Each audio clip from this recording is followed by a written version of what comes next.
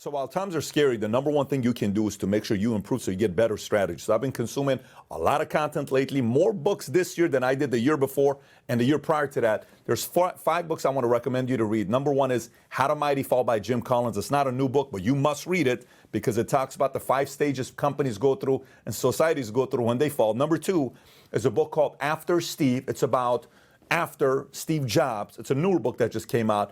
The stories you will learn about Tim Cook, how he dealt with President Trump versus Obama, versus how he got his job, how he was recruited, what happened to the company, what his strengths are, what Jobs did. I've not heard these. I've heard a lot of stories. I've consumed a lot of content on Apple and Steve Jobs. You will not be able to put this book down. Number 3 is How to Invest by David Rubenstein, $4 billion man, founder of Carlyle Group. He's got one of the best personalities. He's a great interviewer of these people. And he goes and sits down with Larry Fink. He sits down with Ray Dalio. He sits down with everybody that build a great hedge fund, financial firm. And you'll learn about their investment philosophies of how these behemoth investors, hedge fund, money managers became who they became.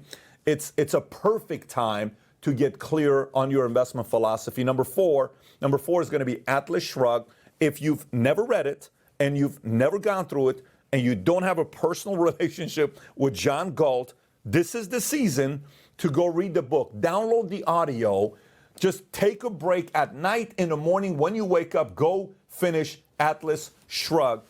You'll sit there and you can thank me later when you read this book on how powerful of a book it is. So book number 4 is Atlas Shrugged. And last but not least, one of the craziest stories, a billionaire who married John F. Kennedy's wife after she was widowed, and the arrangement of his marriage to Jackie, which was for every year we're married, he has to pay roughly $10 million. Just a wild story of how this person made his money.